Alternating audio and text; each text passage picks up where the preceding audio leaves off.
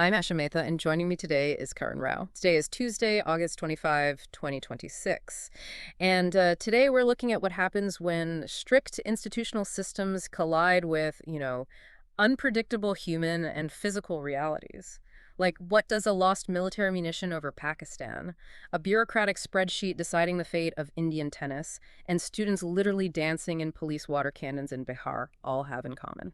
Right. Well, that is the mission for this deep dive. We're taking a massive stack of daily sources, cutting out the noise, and really just figuring out what these intersecting events actually signal for the world right now. Yeah, exactly. So we begin with a massive geopolitical signal. Beijing has formally informed New Delhi that President Xi Jinping is likely attending the BRICS Leaders Summit. That's scheduled for September 12th and 13th in the capital. Okay. And according to reporting by the Indian Express, an advanced Chinese security and protocol team is actually already on the ground in India mapping out the logistics. Which, I mean, if he touches down, it's a seismic event. It would be his first visit to the country since October 2019.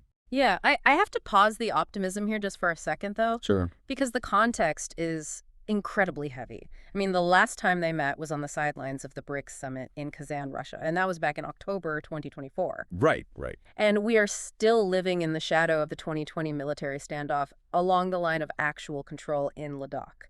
So my immediate question is whether this physical visit actually means those grueling bilateral border issues are anywhere close to resolving. Well, that distinction, the multilateral posturing versus bilateral reality, that's exactly what analysts are debating. The Indian Express points out that the diplomatic community is actually entirely split on this. Oh, really? Yeah, because sitting at the same large table during a BRICS summit, to discuss a multipolar world order, that does not automatically translate into boundary delimitation on the ground. Right. It's totally different. Exactly. I mean, some observers view a high-level delegation as a clear indicator that Beijing wants to stabilize economic ties. But others remind us that participating in a forum hosted by India is entirely separate from the border negotiations. The PLA incursions of 2019 fractured the foundation, and a single summit appearance doesn't just instantly repair it. Yeah, that makes sense. From diplomatic maneuvers, let's look at a clarification regarding military hardware. And I have to admit, my first reaction to the story was just utter disbelief. Yeah. How does a highly advanced military munition simply get, lost near a foreign nuclear site? Well, the panic is completely understandable given the geography. Yeah. So the Telegraph India reports that former Chief of Defense Staff, General Anil Chauhan, he had to issue a public clarification regarding Operation Sindoor, which took place back in May 2025. Right. And he stated categorically that Indian forces did not target Pakistan's Kirana Hills, which is widely suspected to be a nuclear facility. Which is a crucial distinction, because the social media ecosystem was in absolute overdrive. The rumor mill claiming a nuclear site was in the crosshairs it was driving immense regional anxiety. That anxiety is exactly why the mechanics of the weapon actually matter here. So Operation Sindoor was India's direct retaliation for the Pahalgam terror attack, right? Taking out over 100 militants across multiple infrastructure sites. Okay. And one target was the Sargada Air Base, which is sitting just 10 kilometers south of Kirana Hills.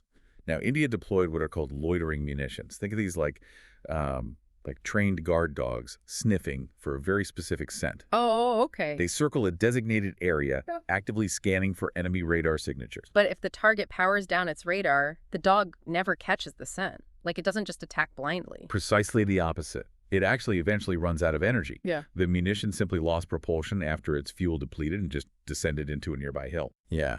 That impact explains the smoke plumes that were captured on Pakistani media. The Telegraph India emphasized that official statements firmly reject any narrative of a nuclear-related strike, framing the entire event strictly within the bounds of a counter-terror operation. Right. Well, shifting focus from national security to a really tragic institutional challenge here at home. Yeah, this next story requires a careful and respectful look. According to The Hindu, IIT Delhi has constituted a 7-member external committee following the death of a 31-year-old MSc student. Right. The police have classified the August 22nd incident as an alleged suicide, and the administration announced the panel via an email from Director Rangan Banerjee, but this comes as student protests have actually escalated into their second day. The friction here between the administration and the student body just feels incredibly deep and systemic. Students are highlighting a pretty devastating statistic, which is that this is the 8th suicide on campus in the past 30 months. Yeah, it's terrible. And they are demanding recruitment in compensation for the grieving family.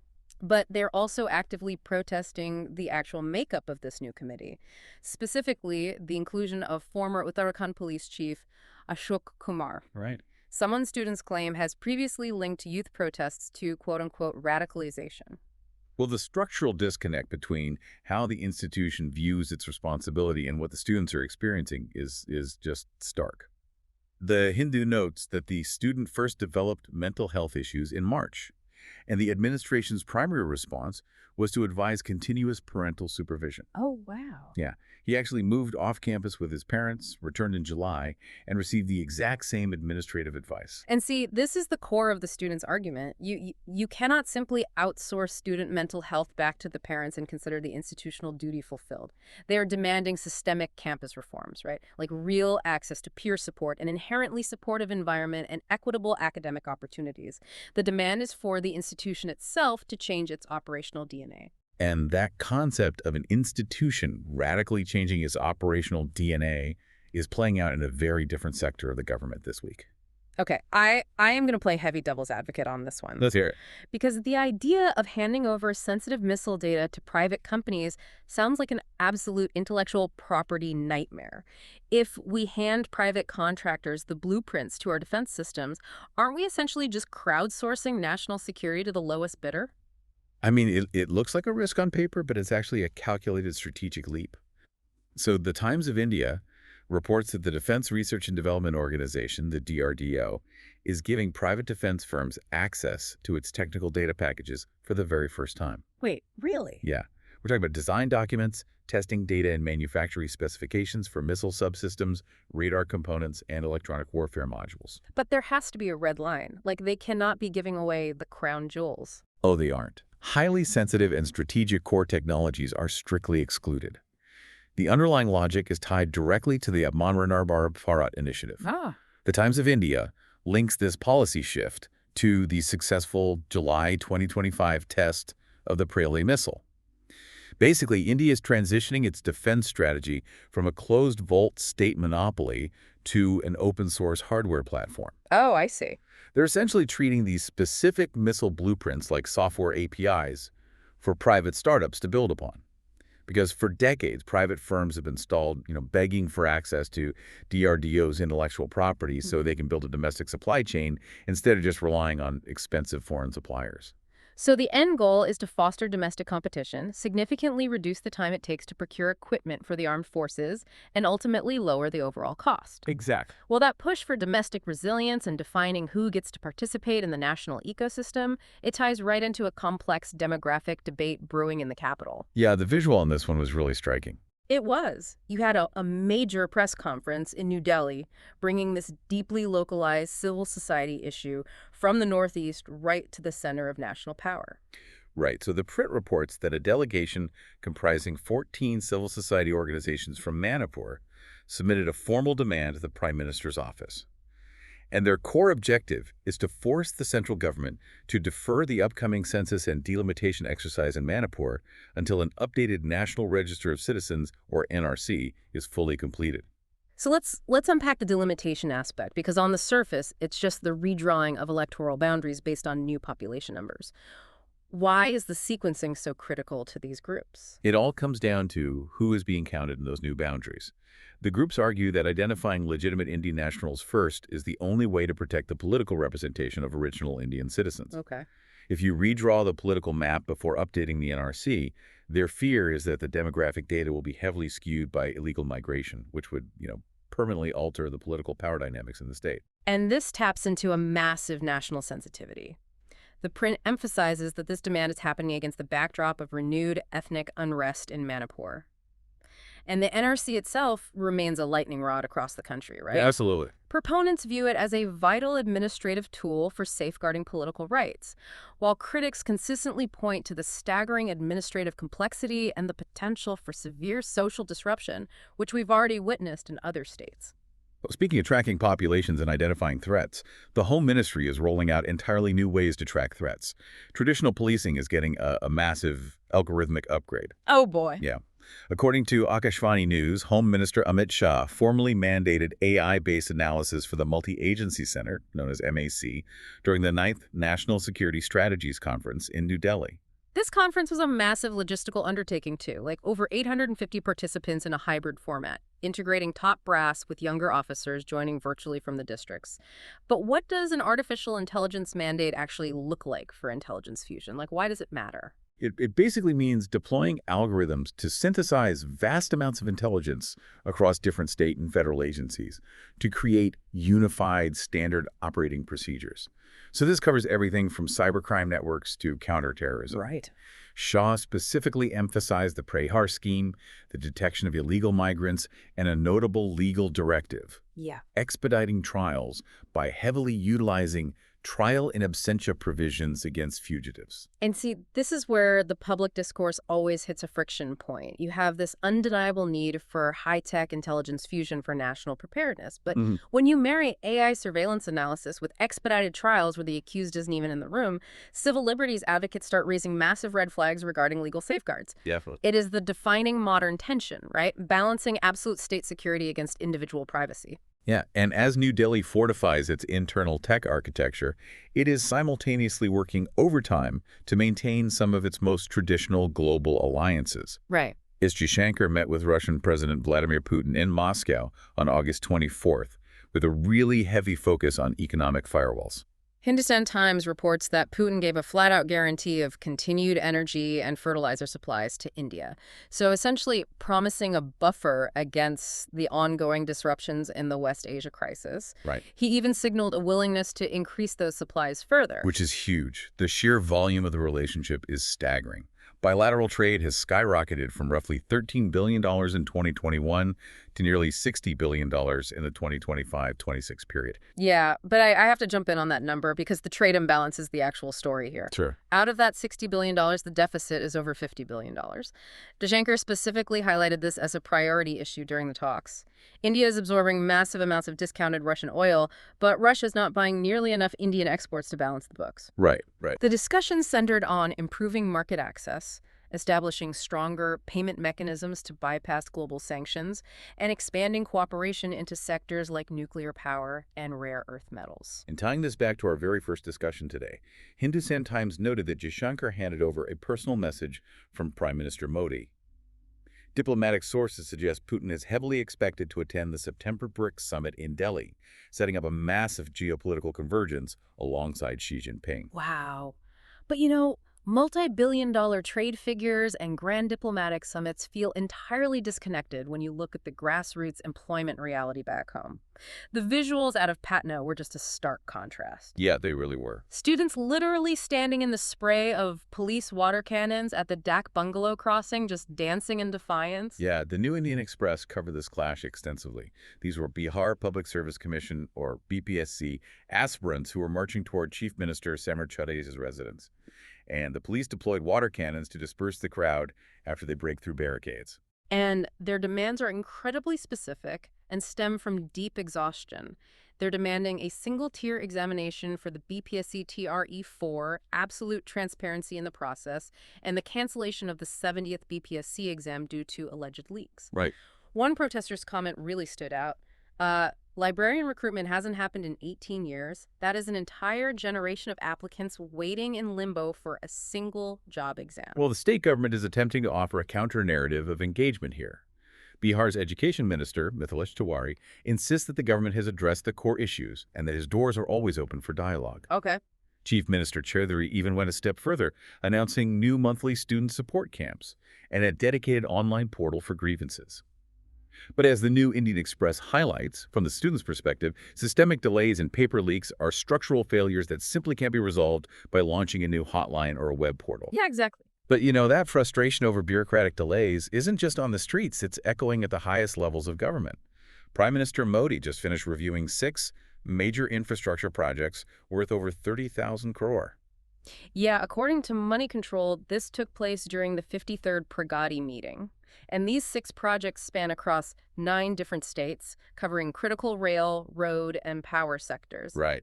And the Pragati platform was engineered specifically for this purpose, to track high-value projects and smash through bureaucratic bottlenecks like land acquisition hurdles or stalled regulatory clearances. Ah, Modi's core directive during this review was that execution must accelerate, but that speed must be strictly matched with quality. and if you are wondering why this matters to you, it's about the compounding cost of time. Right. When you delay a bridge or stall a power plant, you aren't just annoying a group of civil contractors, you are actively postponing the economic benefits for everyday citizens. Like, a delayed highway means delayed commerce, increased logistics costs, and lost opportunities for local businesses along that route. Exactly. Modi's infrastructure push is all about fighting inertia, right? Trying to build momentum against the elements of bureaucracy. And ironically, battling the elements to build momentum is exactly what the Indian cricket team was trying to do in Colombo yesterday, right until the weather won. Yeah, you really have to laugh at the timing on this one. Just 2.4 overs into the highly anticipated new ball, the rain and bad light decided to shut down play entirely on day 3 of the Colombo test. Ravindra Jadeja got to bowl exactly 3 deliveries before the downpour hit. It is a deeply frustrating pause for the squad, especially with Sri Lanka putting up serious resistance against India's push. According to CricBuzz, Sri Lanka started at 8 for 2 overnight, but managed to dig in, building multiple frustrating partnerships that lasted well over 100 balls each. Wow. Yeah, a significant chunk of that resistance came from Sonal Dinusha, who punished the bowlers extensively using the sweep shot. To put it in perspective, out of his 269 series runs, 106 have come exclusively from soups. Which shows incredible tactical discipline on his part. But looking at the Indian side, the bowlers are actually keeping things remarkably tight. They were going at just 3.18 runs an over. Right. The issue is that they are relying on a relatively inexperienced attack, featuring players like Prasidh Krishna and debutante Saransh Jain. So they're finding out firsthand just how grueling it is to break established batting partnerships in tough, grinding subcontinental conditions. Well, while the cricket team waits out the weather, Indian tennis is facing a storm of its own making. Two-time Asian Games gold medalist Rohan Bopanna took to social media to heavily criticize the selection process for India's tennis squad heading to the 2026 Asian Games. Oh man, his quotes were absolutely blistering. He said their fate was decided on paper by a committee that has never actually stood on a court. Yeah. The New Indian Express reports he is furious that highly promising young players, specifically naming Manas Damne, were excluded from the 7-member team heading to Nagoya. And the Sports Authority of India, or SAI, immediately stepped in to defend the decision. They pointed to a strict set of rules established back in September 2025. Right. To qualify for the team, singles players had to be ranked in the top 6 in Asia, and doubles players in the top 8, maintained over a 12-month period. Oh. SIRA's stance is that no norms were violated whatsoever. The excluded players simply didn't meet the mathematical threshold. It's a textbook institutional clash. You have the All India Tennis Association advocating for selections based on current form, momentum, and raw talent, going up against SAI, which enforces rigid objective criteria. Exactly. SAI uses these spreadsheets to eliminate favoritism and arbitrary picks. But Bopanna is arguing that reading a ranking spreadsheet from months ago doesn't tell you who is actually playing the best tennis today. Yeah, it's tough. Moving from sports governance back to the geopolitical stage, and a crucial maritime choke point. We are looking at ongoing diplomatic talks in Tehran between Iran and Oman. Yeah, the Hindu reports they are discussing a proposed framework for a joint temporary navigational corridor, which includes coordinated mine clearing efforts in the Strait of Hormuz. Right. To grasp the stakes here, remember that roughly 1/5 of the world's traded oil passes through this narrow strait. And the waters have been incredibly volatile since the U.S. and Israeli strikes on Iran back on February 28th, which severely disrupted regional shipping lanes. Okay. Iran and Oman sit on opposite sides of this passage. Navigating a temporary corridor means actively sweeping for submerged threats in contested waters. If these two local powers can cooperate on navigation and demining, it could theoretically stabilize global energy flows. And I'd emphasize theoretically because there is a massive wildcard hovering over this. The Hindu notes that U.S. President Donald Trump recently threatened to bomb Oman if it gets in the way of American military efforts to reopen the strait on their terms. Yeah. So you have a fragile bilateral framework being built by local powers, but without U.S. buy-in, international observers are highly skeptical that it can actually survive on an operational level. And those tensions in the Middle East are having immediate, multi-million-dollar consequences for businesses right here in India, under what Washington has dubbed Operation Economic Outcast. The U.S. Treasury has officially sanctioned 4 Indian companies and 3 Indian nationals. According to CNBC TV18, this sweep is specifically over the importation of roughly $119 million in Iranian petroleum and petrochemical products. Right. Just one of those companies, Sadashiva Overseas, imported $69 million worth between early 2024 and mid-2025. Yeah, this is a sweeping enforcement action. The U.S. sanctioned nearly 60 entities globally, expanding their dragnet into tech, gold, and shipping sectors, including major targets in China and Hong Kong. Wow. The goal is to comprehensively choke off Iran's revenue streams. Which, if you are an Indian entrepreneur listening to this is a massive wake-up call regarding U.S. secondary sanctions. A primary sanction is the U.S. government saying American companies won't do business with you. But a secondary sanction is the U.S. looking at a foreign company in Mumbai or Delhi and saying, if you do business with Iran, you are entirely cut off from the U.S. financial system. It forces foreign firms to choose, creating an absolute compliance nightmare for local businesses caught in the middle of these global webs. Absolutely. Well, as we conclude this deep dive, we've talked about AI policing algorithms, border negotiations in the Himalayas, and DRDO data sharing. The question I want to leave you with is this. As India continues to offshore its tech and defense capabilities to private markets while heavily automating its internal security, are we building a more resilient nation? Or are we just building a more fragile, deeply interconnected system where one localized glitch or one localized protest can short-circuit the whole machine? Something to mull over. Yeah, and if the machine does short-circuit, maybe the best response is to take a cue from those students in Bihar, step into the water cannons, and just start dancing. Thanks for joining us. Until next time.